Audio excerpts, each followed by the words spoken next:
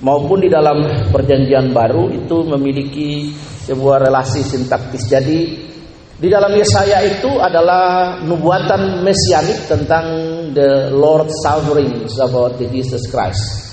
Kemudian kitab Filipi itu ditulis, pasal khususnya pasal yang kedua, itu dia mention tentang the suffering of Jesus Christ in the apostle letter, dalam surat kerasulan, dalam surat penggembalaan, Bapak Ibu. Nah, mari kita lihat beberapa prinsip kebenaran yang akan kita belajar bersama-sama, dan prinsip ini akan memerdekakan kita, Bapak Ibu. Yang pertama, kita melihat, Bapak Ibu, tentang sebuah istilah di dalam dunia psikologis dan mental, itu dikenal istilah hematohidrosis. Jadi hematohidrosis ini adalah, Bapak Ibu, di dalam Lukas 22 ayat 4, peluhnya menjadi seperti titik-titik darah dan jatuh ke tanah. Kalau kita kemarin nonton film Passion of Christ, kita bisa melihat bagaimana the struggle of the Jesus Christ when he facing sufferings before him. Sebelum dia dibawa dan dia kemudian dibantai, disiksa, diejek dan dihina. Bapak Ibu, ada sebuah fenomena medis langka yang hanya dapat dialami oleh Tuhan Yesus secara manusia, Bapak Ibu. Kita harus paham, Bapak Ibu semua, bahwa Tuhan Yesus itu punya dui natur. 100% itu natur manusia. Jadi Allah berinkarnasi dalam rupa manusia. Kenapa? Karena manusia yang jatuh ke dalam dosa. Ya, because Adam and Eve fall in sin. Jadi harus ada manusia lain yang suci, yang kudus, untuk dapat menyelamatkan manusia yang jatuh ke dalam dosa. Dan manusia itu adalah Yesus Kristus, Allah yang berinkarnasi dalam rupa manusia. Pada mulanya firman itu bersama-sama dengan Allah, dan firman itu adalah Allah. The Gospel of John chapter 1 verse 1 up to 12, kita bisa lihat di situ ya, Bapak Ibu. Perhatikan, jadi Tuhan Yesus itu dia menjadi Tuhan, bahkan dia sudah Tuhan jauh sebelum dia hadir dalam rupa manusia. Banyak orang Kristen salah persepsi bahwa kalau Tuhan Yesus itu lahir baru dia jadi Tuhan. No. Dia sudah menjadi Tuhan jauh sebelum dia inkarnasi dalam rupa manusia. Ya, dalam dunia teologi dibilang pra-eksistensi Kristus. Jadi sebelum Tuhan Yesus dikandung oleh Roh Kudus, dikandung oleh Roh Kudus melalui Maria. Tuhan Yesus lahir melalui Maria, tidak melalui hubungan biologis. Sebab semua yang dikandung oleh manusia itu penuh dengan natur dosa. Alkitab berkata dalam Mazmur, seorang dari dalam kandungan pun dia sudah berdosa. Because Adam and Eve, all of the human kind was infected by sin. Jadi ada manusia yang harus datang untuk menyelamatkan manusia yang berdosa. Manusia itu adalah Jesus Christ. Dan dia juga adalah Tuhan sendiri. Jadi 100% God, 100% itu manusia. Kenapa manusia? Supaya dia dapat merasakan all the sufferings, semua penderitaan yang dirasakan oleh manusia, Bapak Ibu. Nah, manusia yang menyelamatkan manusia ini adalah manusia yang tidak berdosa, Yesus Kristus itu. Karena itu ada sebuah fenomena medis yang langka akibat tekanan mental dan emosional ekstrim secara psikologi yang dihadapi oleh Tuhan Yesus. Jadi Tuhan Yesus tidak saja menebus dosa-dosa yang lain, tapi dia juga menebus dosa-dosa psikologi dan emosional, Bapak Ibu, yang dirahmati oleh Tuhan. Kalau kita nonton Passion of Christ, itu digambarkan di situ pembuluh-pembuluh darah pecah dan keringat jatuh seperti darah.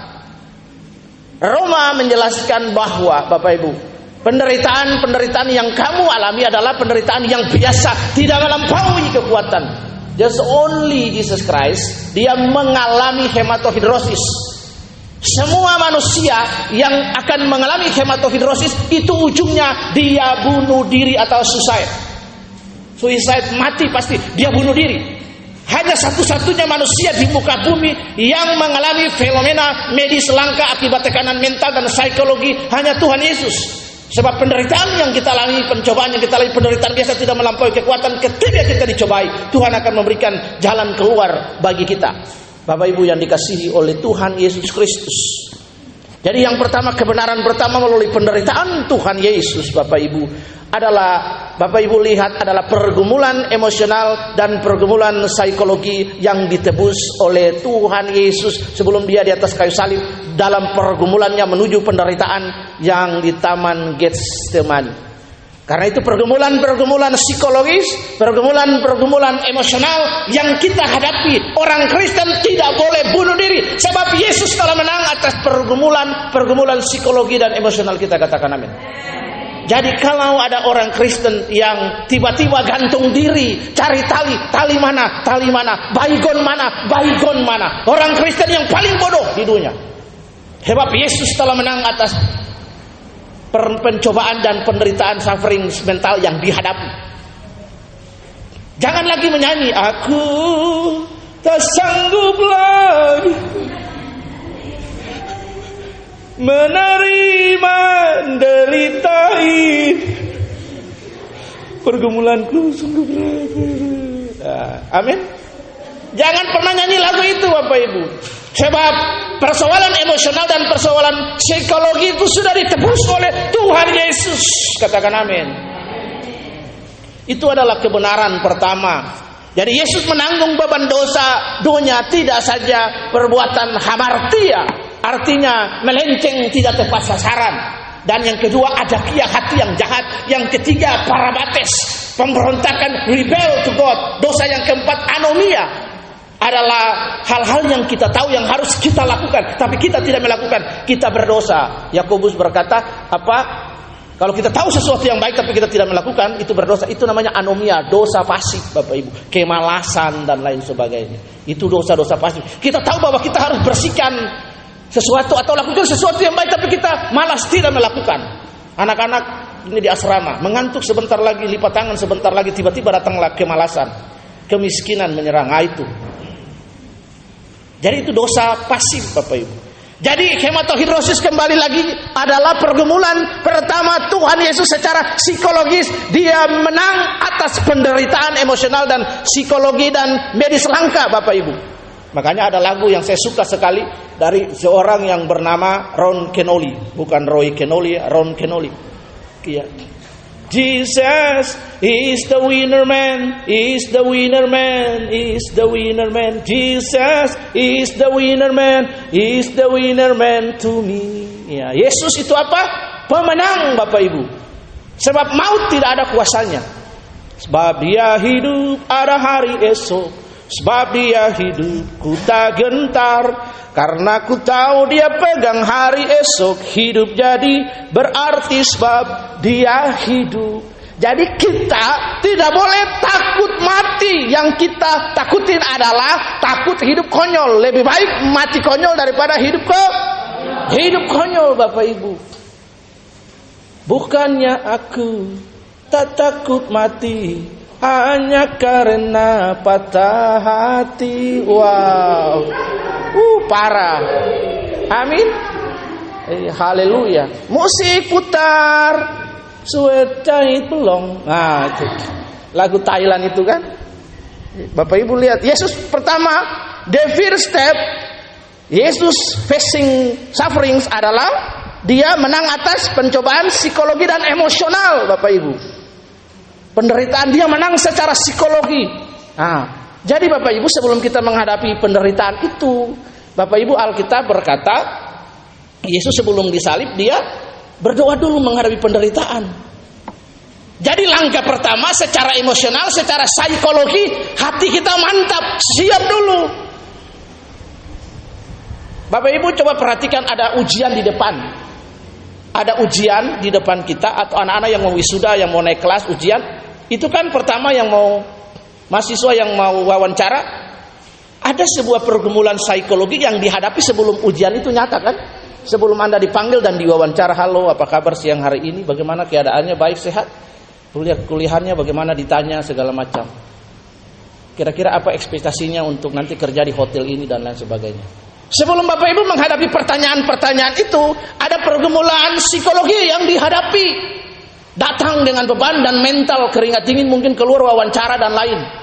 Begitu pula dengan Yesus. Sebelum Yesus bergantung di atas kayu salib, dia menang terlebih dahulu dalam penundukan dirinya kepada Bapa. Let your will be done.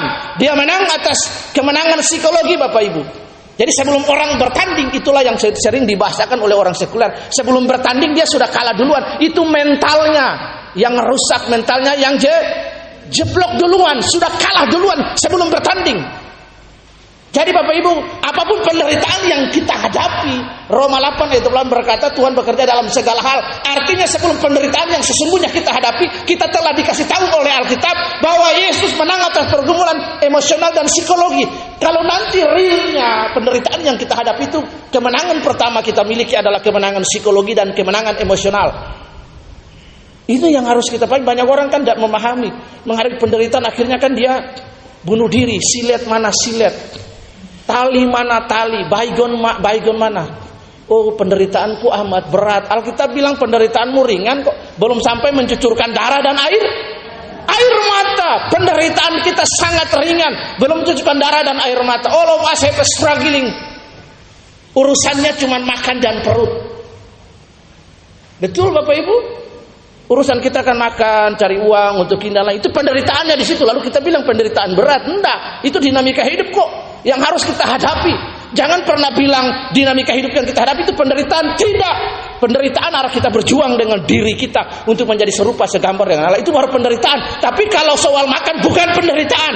Kalau tidak ada makan bukan penderitaan, malas namanya. Harus bekerja dengan sungguh-sungguh di situ. Saya menderita karena saya tidak punya makan. Lalu luput tangan, luput kaki, apa? Kita merendahkan Tuhan. Tuhan bilang pergi belajar dari semut. Kita dikasih knowledge loh, kemampuan. Tapi Alkitab itu bilang belajar dari semut berarti Bapak Ibu kena prank kan? Kalau disuruh belajar dari semut, siapa yang lebih pandai, lebih pintar logikanya? Disuruh manusia yang sempurna ini. Kalau kita disuruh belajar dari semut, Bapak Ibu, mohon maaf, IQ kita 78. Bapak Ibu bisa tahu IQ 78 itu IQ gorila. Ini yang benar, Bapak Ibu. Jadi, kemenangan yang pertama yang kita harus miliki, kebenaran yang pertama adalah Bapak Ibu dan saya menang terhadap psikologi. Karena itu jangan takut. Itulah sebabnya Alkitab berkata penakut tidak memasuki kerajaan surga, tidak mendapat bagian dalam kerajaan surga. Kata penakut itu yang pertama. Karena orang yang takut secara psikologi emosional, dia tidak percaya kepada Tuhan. Fear is not factor to us. Katakan buat diri kita. Katakan ketakutan bukan faktor buat saya. Ketakutan bukan masalah buat saya, Bapak Ibu. Ketakutan bukan masalah bagi saya. Alkitab aja berkata, hai maut, di mana sesangatmu. Jadi kalau ketakutan kita hanya bergumul soal uang, soal yang lain, itu bukan ketakutan. Itu the dynamic of life. Dinamika hidup, Bapak Ibu. Tuhan kasih kita panca indera, 5 indera, tangan, kaki, head knowledge, hand knowledge. Gunakan itu untuk cari uang, bekerja. Jangan klaim, saya claim in the name of Jesus. Mobil orang tepuk tangan klaim. Mobil itu sudah punya sertifikat, tanah juga sudah punya sertifikat. Apa yang lu mau klaim? Semua di dunia ini punya Tuhan. Semua di dunia ini punya orang. Jangan klaim. Itu makanya doa saya berubah. Kalaupun tanah ini dikasih buat pekerjaan Tuhan, puji Tuhan. Kalaupun kita akan pindah, puji Tuhan. Amin Bapak Ibu. Iya, jangan suka klaim. Berdoa saja, let your will be done. Sebab lewat penderitaan itulah kita bertumbuh. Sebab no sufferings, no crown. No sufferings, no glory. Kekristenan itu identik dengan sufferings dan penderitaan. Itulah sebabnya Alkitab berkata, Bapak Ibu, bahwa pedang, maut, penyakit, kelaparan, ketelanjangan tidak pernah dapat memisahkan kita dari kasih Kristus. Justru lewat penderitaan kita mengenal Allah lebih dalam lagi. Segala yang terjadi lebih mendekatkanku mengenal akan-Mu selalu. Semua yang terjadi membawa kita memiliki pengenalan akan Allah. All the suffering, struggle, circumstance that was we facing in our daily life 24 hours was brought us to need with Jesus. Bapak Ibu, ini yang penting sekali. Jadi kemenangan pertama pasca adalah kemenangan psikologi dan emosional, Bapak Ibu. Sebelum kita memasuki penderitaan, itu kebenaran. Jadi nanti besok kita hadapi penderitaan dan lain, kita sudah menang lebih dahulu terhadap penderitaan itu secara psikologi. Amin. Iya. Jadi hari ini kita besok akan menghadapi ujian, tapi kita sudah persiapkan diri dengan mantap. Tidak usah takut, tidak usah grogi, tidak usah nervous. Takut. Orang Tuhan sudah menang kok. Tuhan sudah kasih kita menang atas psikologi. Sebab kalau peristiwa hematohidrosis itu tidak terjadi di Taman Getsemani, maka kita tidak akan pernah menang terhadap peristiwa dan pergumulan dan hal-hal ketakutan terhadap emosional dan psikologi. Psikologi itu penting di sini, tahu dan di hati, di jiwa ini. Kita menang terhadap itu dulu. Iya. Kalau seseorang mau bertarung, mau fighting, dia sudah secara psikologi dia sudah takut, keder. Waduh, sebelum berperang sudah kalah dulu mentalnya. Nah itu, jadi Christian mentality itu yang perlu kita sudah menang terhadap pergumulan itu di awal secara psikologi. Lalu nanti kalau kita hadapi, kita akan sungguh-sungguh menghadapi pergumulan itu. Pergumulan yang sebenarnya adalah kita berjuang menjadi serupa dengan Yesus. Kalau cuma soal makan, minum, kebutuhan dan lain sebagainya, jangan takut. Bapak Ibu, ada providensi Allah tanpa diminta Tuhan pelihara. Yang penting satu, setia dan taat Tuhan, buka jalan dalam segala hal. Dan yang kedua, rajin bekerja. Sebab kalau tidak bekerja, etika Kristen adalah bekerja dan bekerja. Sebab Alkitab berkata, Bapakku bekerja sampai hari ini. Lalu kalau Tuhan bekerja, yang Tuhan yang ilahi itu bekerja sampai hari ini. Lalu kita anak-anaknya tidak bekerja, duduk pangku tangan, lazy time. Wow. Bahaya. Iya, jangan seperti itu, nanti diputar lagunya. Ya. Ada lagu Thailand itu kan, sejat pahit belum. Nah itu, hati-hati ya, parah nanti. Jadi pergumulan yang pertama hematohidrosis. Yang kedua, Bapak Ibu, setelah dari Taman Getsemani, yang kedua adalah sebuah ketika Tuhan dibawa ketemu dengan Pilatus. Ini menjadi sebuah ironi, ya. Ketika Tuhan dibawa ke Pilatus, ada sebuah pertanyaan yang ditujukan kepada Tuhan Yesus oleh Pilatus. Pilatus berkata, "Quis est veritas?" Apa itu kebenaran? Pilatus sangat brengsek, Bapak Ibu. Karena menurut orang pengertian Roma, kebenaran itu adalah hukum Romawi. The Roman law is the true waktu itu. Jadi kebenaran diukur berdasarkan hukum Roma. Tapi Pilatus ketika berdiskusi dengan Tuhan Yesus, pertanyaan Pilatus kepada Tuhan Yesus itu pertanyaan impersonal. Impersonal itu artinya, Bapak Ibu, saya manusia, saya bicara dengan tembok. Jadi impersonal. Harusnya Pilatus bertanya, siapa itu kebenaran? Maka Yesus akan menjawab dalam Yohanes 14 ayat 6, "Aku adalah jalan, kebenaran dan hidup." Nah seringkali, Bapak Ibu, kita dalam mengikuti Tuhan Yesus berdasarkan kebenaran diri kita, kita masih bertanya, Yesus satu-satunya pasca ini adalah kebenaran bagi kita, kebenaran personal. Kita dapat berrelasi dengan kebenaran. The truth according to academic meanings, Bapak Ibu, menurut kebenaran akademik, the truth adalah seperangkat ide, gagasan untuk manusia itu bisa hidup benar dan lain seperangkat aturan supaya dia punya morality. Bahasa kerennya bilang adalah social piety. Makanya di Amerika, di Barat, mereka punya social piety-nya.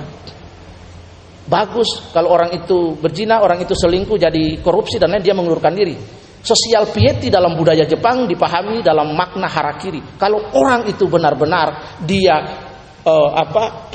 tidak baik, dia korupsi dan lain sebagainya, dia harakiri, dia bunuh, dia punya diri sendiri. Kalau di bangsa ini kan orang nggak punya social piety. Kemarin itu ada, baru saya lihat tadi pagi, ada anggota DPR yang ketangkap Iya, tapi dia gini-gini, tangan dua-duanya begini, lalu senyum-senyum. Lalu ditanya, kenapa ibu senyum? Iya. Terus saya emang mau apa? Dia jawab gitu. Iya. Dia jawab, terus kalau saya mau sedih atau bukan masalah dia sedih atau tidak sedih, tapi moralmu jeblok, Bapak Ibu. Bapak Ibu perhatikan, pertanyaan ini adalah apa itu kebenaran? Bagi kekristenan, Yesus itu kebenaran. Jadi Bapak Ibu tidak usah cari kebenaran yang lain. Yesus kebenaran bagi kekristenan. Kebenaran tunggal yang dapat kita berelasi. Kita tidak bisa berelasi dengan seperangkat gagasan, ide gitu loh. Moralitas yang dikembangkan dunia akademik bahwa kamu harus begini, enggak.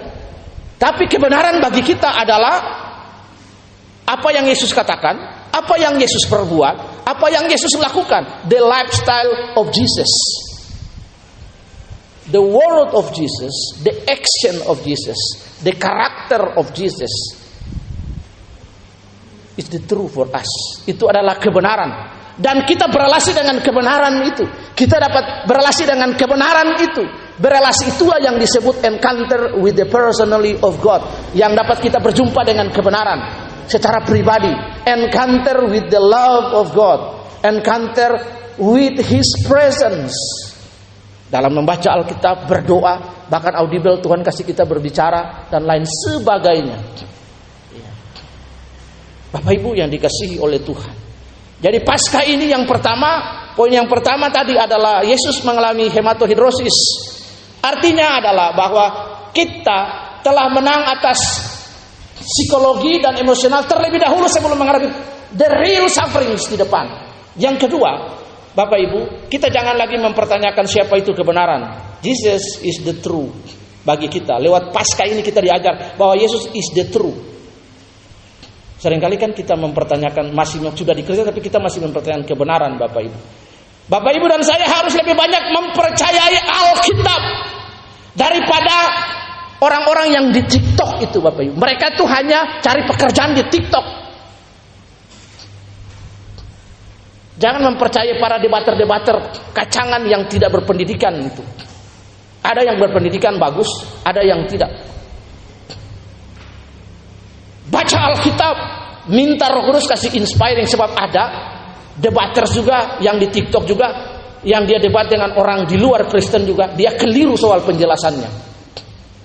Kalau kita sudah tidak punya paham lalu kita ikutin dia, oh ya ikutin dia. Bapak Ibu pikir Edis TV dia benar semua? Tidak, saya udah ikutin Bapak Ibu. Karena dia latar belakang muslim, lalu dia membawa orang berdebat, tapi apakah penjelasannya sesuai dengan Injil? Belum tentu. Standar Kristen bagi kita adalah what the Bible says to us. Ada tertulis. Yesus aja ngomong kok ada tertulis according to the Bible.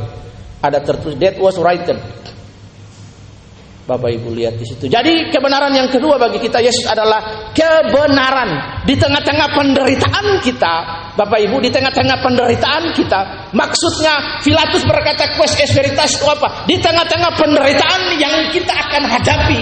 Pertama, kita sudah menang atas penderitaan psikologi. Yang kedua, bisa saja kita mempertanyakan pribadi Yesus di tengah-tengah penderitaan yang kita hadapi, apakah Allah sanggup menolong saya? Ini kebenaran ilahi bagi kita. Di tengah-tengah penderitaan yang kita hadapi kan, aku tak sanggup lagi. Apa benar Tuhan? Saya sudah begini, Tuhan tidak tolong saya. Lalu kita ragu, Bapak Ibu. Murid-murid yang sudah ikut Yesus 3,5 tahun, so close with Him, every day they see His miracle, Bapak Ibu. Mereka melihat mujizat, mereka diajak terlibat dengan mujizat yang Yesus buat. Mereka mendengar perkataan Tuhan Yesus. Tapi ketiga penderitaan itu mereka hadapi. Bapak Ibu lihat, ada yang menyangkal Yesus disalib, mereka kembali ke pekerjaan lama mereka. Jadi kalau ada penderitaan yang datang, jangan sampai kita mempertanyakan kebenaran.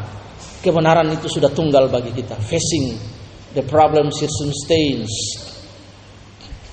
Berdiri pada kakimu. Hadapi kebenaran dan menanglah atas kebenaran. Sebab kita telah menang atas kebenaran, atas percobaan-pencobaan psikologi di Taman Eden, di Taman Getsemani.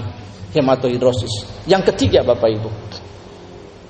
Kebenaran Paskah yang ketiga adalah, Bapak Ibu kemarin nonton film Passion of Christ di tempat ini, lihat bagaimana mereka menaruh mahkota duri. Itu bukan bagian dari plot penyalipan, tetapi itu penggenapan juga, karena mereka akan mengejek dia.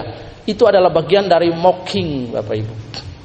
Mazmur berkata, orang fasik jangan berdiri pada jalan, orang berdosa duduk berdiri berjalan. Orang fasik, orang berdosa, orang jahat, itu berbicara tentang pergaulan. Jangan pernah ada dalam kumpulan mereka.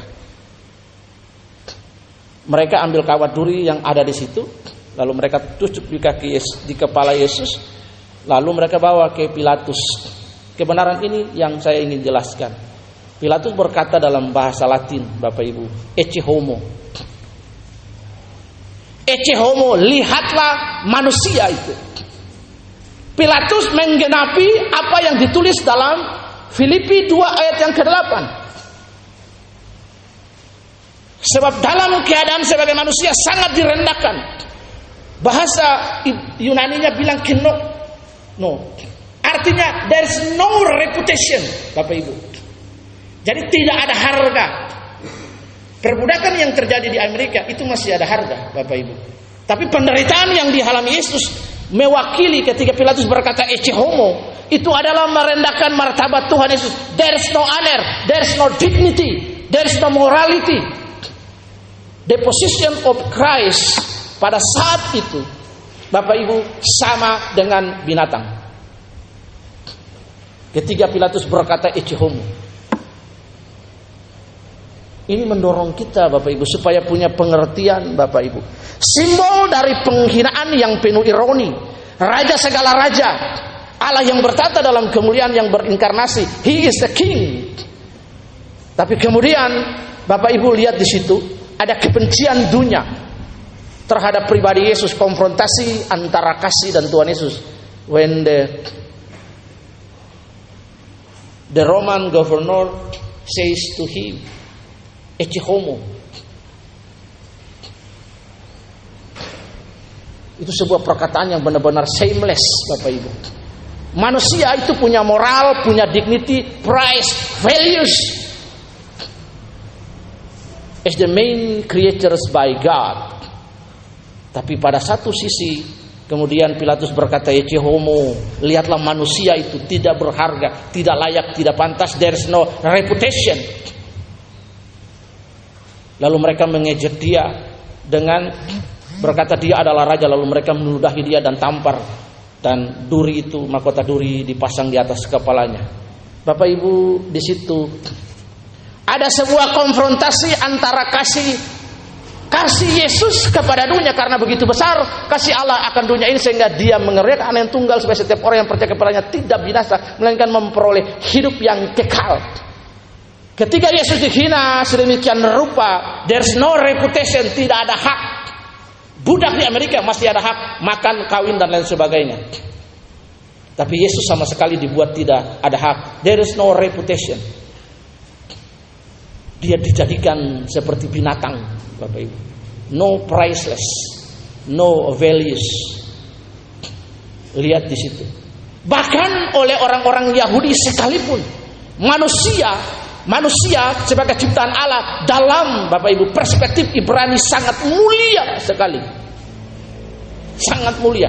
Itulah sebabnya orang Ibrani tidak sembarang menghukum orang, karena betapa mulia. Teologi Ibrani mengajar kita bahwa when Adam and Eve fall in sin, there's the recovery God prepare for us. Ada pemulihan. Berbeda dengan teologi Barat. Kalau teologi Barat itu namanya mechanical approach. Kalau barang itu rusak, misalnya barang itu rusak diganti, dibuang, useless. Tapi teologi Timur itu holistik, manusia itu masih bisa diperbaiki. Itulah Bapak Ibu yang dikasihi Tuhan. Jadi kebenaran yang berikut adalah ketika kita menghadapi penderitaan sampai sebuah titik nadir.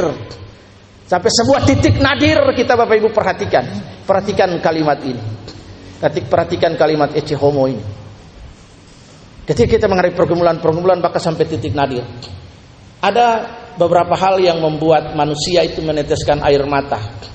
Yang pertama, karena happiness, kawin dan lain sebagainya. Yang kedua adalah kematian.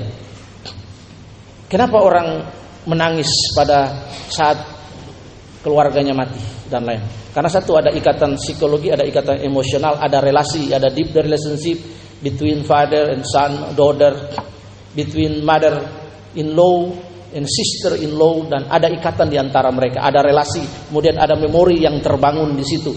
Kemudian ada prinsip yang namanya the belongings of life, ada rasa kepemilikan di situ. Jadi ketika seseorang diseprai terpisah, maka di situ kenangan memori itu terbentur, lalu secara psikologi dia keluar air mata dan lain sebagainya. Itu wajar secara manusia. Tapi kita hanya pindah alam. Amin. Iya Bapak Ibu. Puji Tuhan di GBI Kapernaum ini Bapak Ibu, hanya ada satu orang yang luar biasa Tuhan pakai. Iya. Kita masih mencari alam yang lain, kita akan tunggu alam yang lain. Tapi orang itu dia sudah tinggal di dua alam. Namanya Athanasius, beda alam. Puji Tuhan, alam roh ya, kalau dia hidup alam roh, kalau alam gaib bahaya. Ya, kalau alam gaib nanti Mbah Dukun, lagunya si Alam ya. Puji Tuhan, dia alam roh senantiasa. Jadi Bapak Ibu jangan takut ketika kita menghadapi penderitaan, lalu penderitaan itu akan menghempaskan kemanusiaan kita sampai titik nadir. Ingatlah perkataan ini, the same things that was facing by Jesus Christ when the Roman governor standing before him, tunjuk dan berkata Ecce-homo. Semua kita akan mengalami proses. Bapak Ibu, dalam kekristenan itu ada yang namanya siklus, divine cyclus. Saya udah bikin videonya kemarin. Jadi Bapak Ibu, divine cyclus itu waktu itu berputar bulat, bukan lurus, tapi dia ikuti bulat. Jadi musim berganti musim. Makanya ada upacara Ibrani itu dia berputar seperti begini, bulat.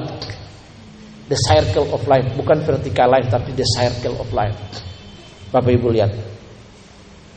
Yang berikut Bapak Ibu yang dikasihi oleh Tuhan.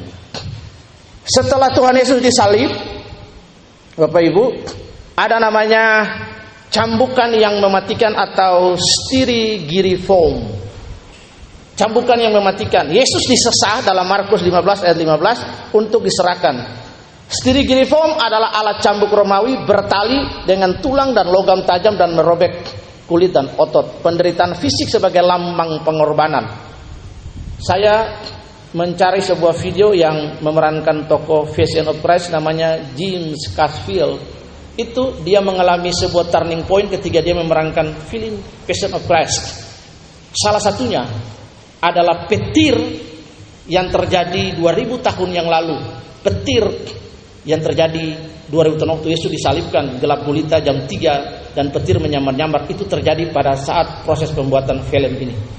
Dan Bapak Ibu tahu petir itu ratusan megaton listrik yang satu kali sambar orang mati. Bisa tanah terbelah, hangus pohon, hangus dan lain sebagainya. Semua kru selamat dan dia hampir mati disambar. Dia pernah, setiap film itu, setiap kali satu adegan itu dia selalu dibawa ke rumah sakit. Dari tim dokter forensik ahli semua ada di film itu. Kenapa film ini dibuat Bapak Ibu? Itulah hebatnya Allah dalam pengaturan sejarah.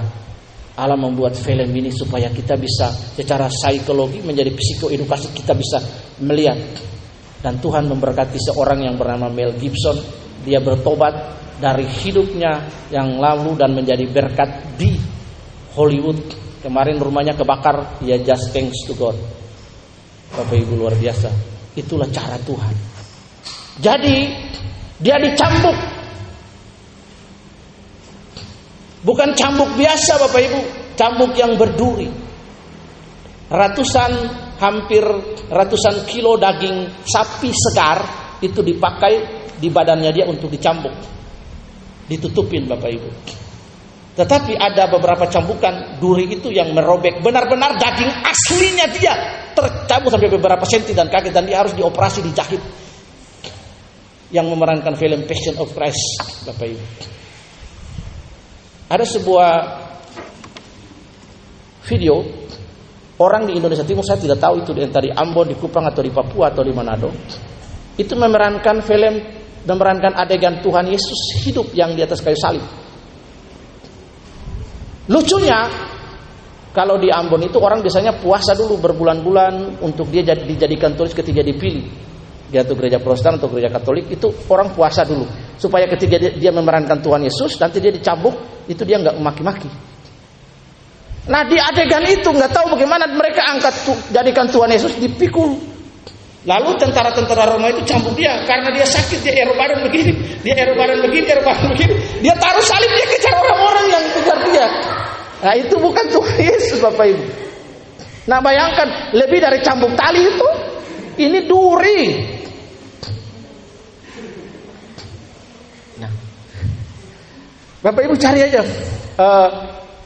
drama Tuhan Yesus gitu, jalan salib nanti di TikTok dimanapun ketika dia dicambuk itu ada yang lucu dia ketika dia dicambuk dia pikul salib dia gini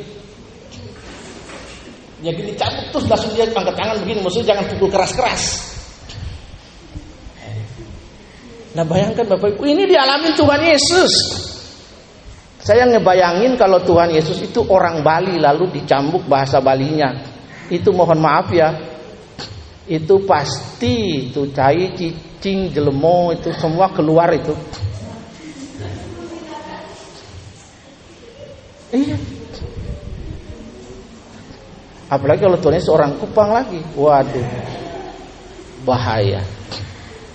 Jadi itulah yang dihadapi oleh Tuhan Yesus. Yang ketiga, Bapak Ibu, yang keempat, kebenaran yang keempat adalah spongia. Bapak Ibu lihat dalam adegan Tuhan Yesus, lalu ketika Tuhan Yesus berkata, "Aku haus." Itu alat ceboknya orang Romawi itu dicampur dengan cuka di dalam spons. Lalu mereka orang Romawi itu cebok pakai spons dengan cuka untuk membersihkan anusnya dari kotoran. Spongia itu dicelup di anggur asam untuk dikasih ke Tuhan Yesus untuk minum. Jadi Tuhan Yesus minum air anggur campur dengan tai. Kalau sudah model begini, lalu kita hidup sembarangan. Orang timur bilang nenek kopung, nenek moyang sekali. Iya. Loh Tuhan Yesus itu minum dicambuk dan segala macam penderitaan, lalu minum anggur asam dengan bekas cebok dengan air tai itu loh. Untuk saudara dan saya. Lalu kita hidupnya main-main. Apa enggak brengsek kita Bapak Ibu?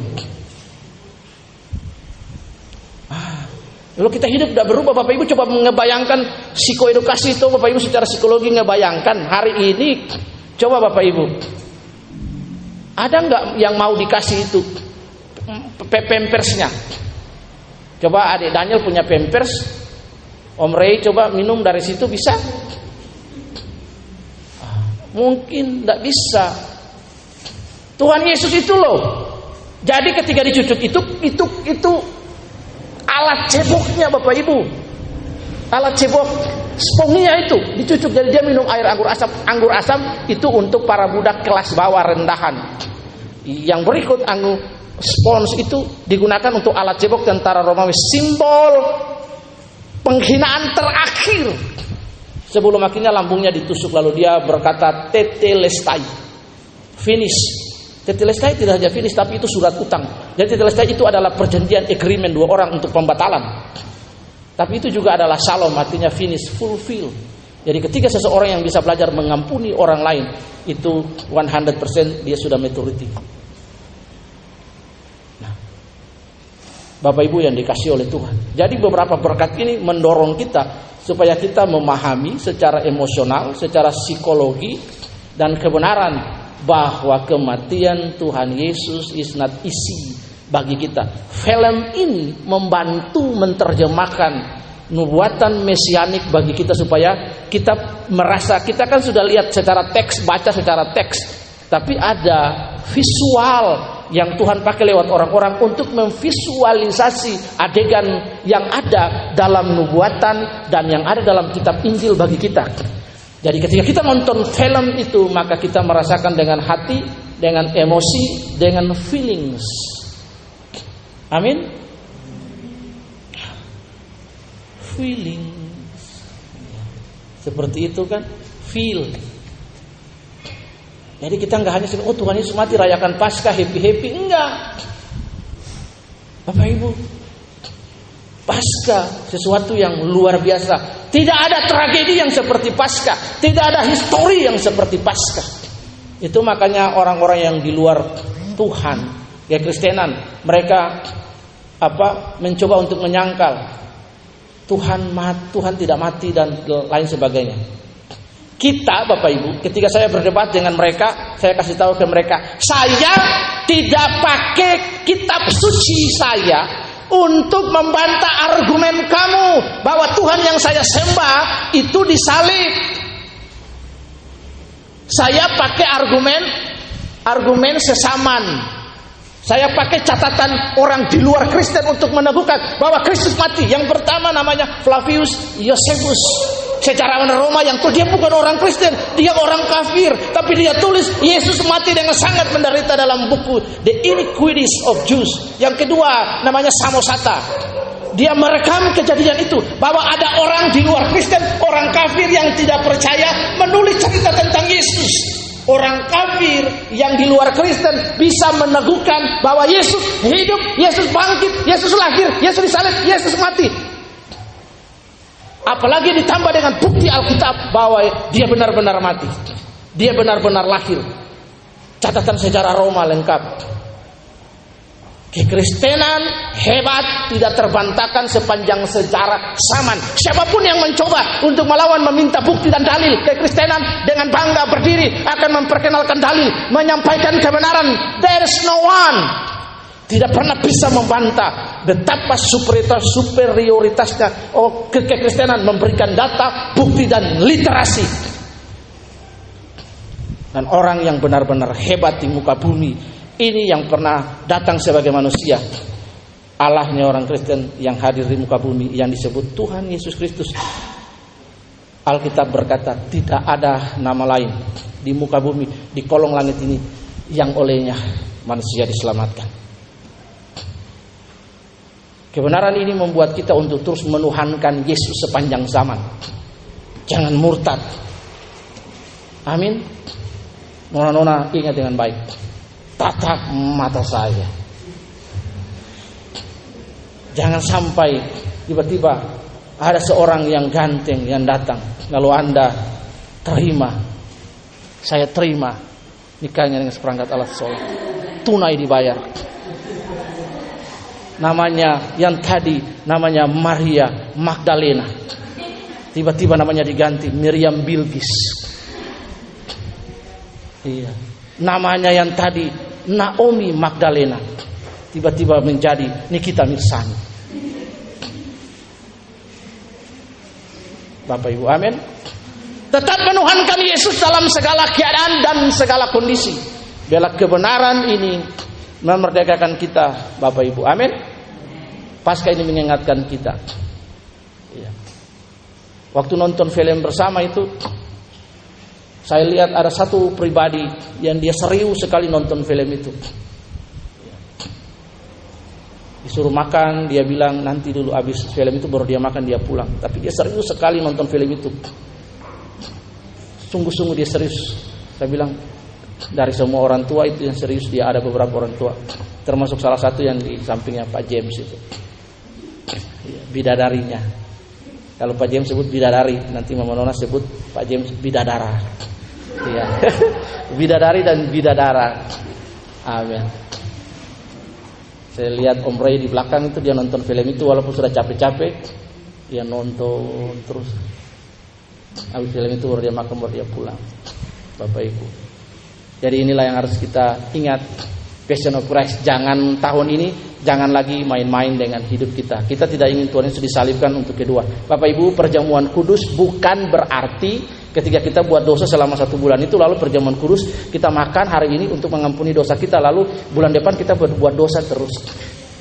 Perjamuan kudus ini adalah sebuah tindakan psikologi bagi kita dan juga sebuah tindakan profetik bahwa ketika saya menikmati perjamuan, maka saya harus berjuang menjadi serupa dengan Tuhan Yesus. Saya tidak akan menyalibkan Tuhan Yesus untuk kali kedua dan ketiga dan seterusnya.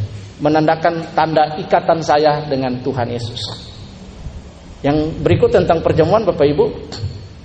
Orang Kristen kita semua yang ada dalam ruangan ini, ketika menikmati perjamuan kudus, maka perjamuan kudus itu hanya sebagai tanda bagi kita untuk memperingati, ya.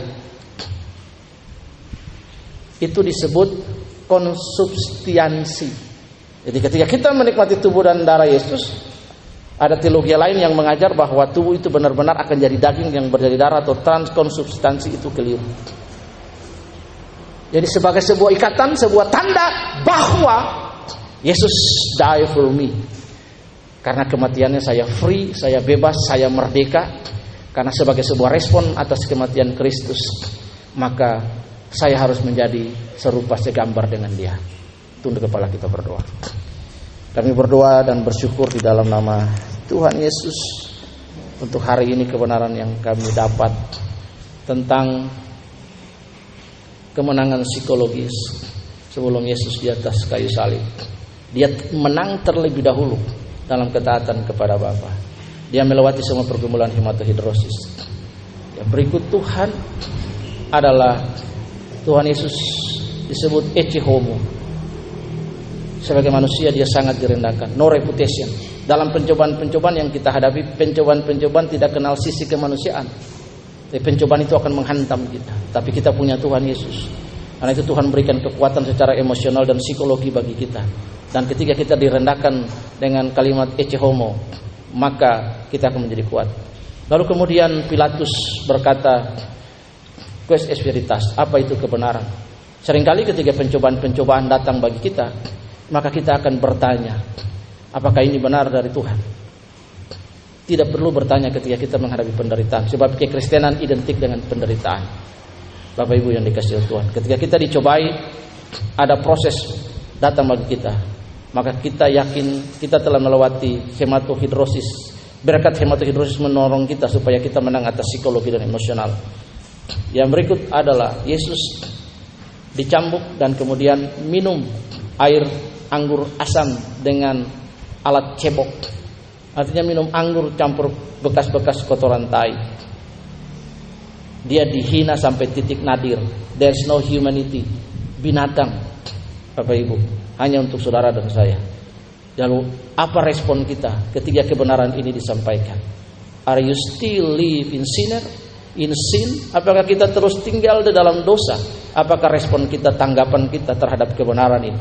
Kalau kita terus tinggal, tidak merubah keberdosaan kita, maka betapa terkutuknya diri kita. Tapi kalau kita merespon kebenaran ini dan kemudian berjanji dan berkata, Tuhan, aku mau berubah, supaya tahun depan tahun ini aku merayakan Natal dan kembali akan merayakan Paskah pada tahun depan. Bapak Ibu perhatikan, Paskah dan Natal ditempatkan kepada awal tahun, yaitu bulan yang ketiga atau bulan yang keempat, dan Desember itu berbicara tentang Natal. Jadi kalau Bapak Ibu bisa merayakan Paskah, maka itu hal yang luar biasa. Paskah akan menuntun saudara untuk kembali lagi mengulang proses Allah berinkarnasi jadi manusia. Jadi dua hal ini, Paskah dan Natal, itu berbicara tentang redeemed, tentang penebusan.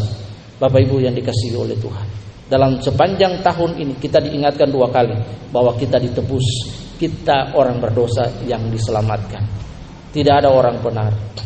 Orang dibenarkan oleh Tuhan Yesus. Orang dibenarkan oleh Yesus. Tidak ada orang benar dengan sendirinya. Semua manusia telah berdosa dan kehilangan kemuliaan Tuhan. Jadi respon kita adalah, Bapak Ibu, make a promise to your own self. Buatlah janji buat dirimu sendiri. When I was celebrate this Passover, saya berjanji, saya berubah. Saya berjanji saya akan menjadi jauh lebih baik. Saya berjanji saya akan cinta Tuhan Yesus. Saya berjanji Tuhan. Berjanjilah kepada Tuhan. Buat janji dengan dirimu sendiri. Tidak usah angkat tangan, tidak usah maju ke depan. Di tempat Anda duduk, minta Roh Kudus menuntun Anda. Buat ikrar, buat covenant, buat perjanjian. Buat sebuah pernyataan. Buat sebuah mission statement dan action statement. Bahwa Tuhan tahun ini aku merayakan Paskah. Terima kasih buat darahmu yang tertumpah. Terima kasih buat hidupmu. Aku mau berubah. Aku mau jadi jauh lebih baik. Tolong saya Tuhan, mampukan saya supaya saya berubah. Saya menjadi jauh lebih baik. Karakter saya, kelakuan saya, hidup saya menjadi jauh lebih baik dari hari ke hari. Saya yang masih suka malas, Saya yang masih suka acuh tak acuh dan lain-lain sebagainya. Tuhan tolong saya. Saya yang masih suka berbohong. Saya yang masih suka tersinggung. Tuhan tolong supaya saya disinggung terus, supaya tersinggung saya hilang. Tuhan tolong saya dalam hal-hal lain. Karakter-karakter yang saya masih bergumul, Tuhan tolong saya. Di dalam nama Tuhan Yesus, darah Yesus, kami telah makan perjamuan sebelum firman ini disampaikan, supaya kami sadar Tuhan bahwa kami memperoleh keberanian untuk masuk sampai kepada takhta Kristus, dibenarkan oleh darah Yesus. Terima kasih Tuhan. Kami bersyukur Roh Kudus telah menolong jemaat untuk membuat perjanjian-perjanjian pribadi mereka dengan Tuhan. Di dalam nama Tuhan Yesus, dalam firman ini Tuhan mengingatkan kami supaya kami pegang berkat Paskah ini sampai nanti kami akan memasuki sebuah siklus yang baru tentang perayaan penebusan di Natal nanti. Di dalam nama Tuhan Yesus kami berdoa dan mengucap syukur hari ini. Haleluya. Sama-sama kita berkata amin.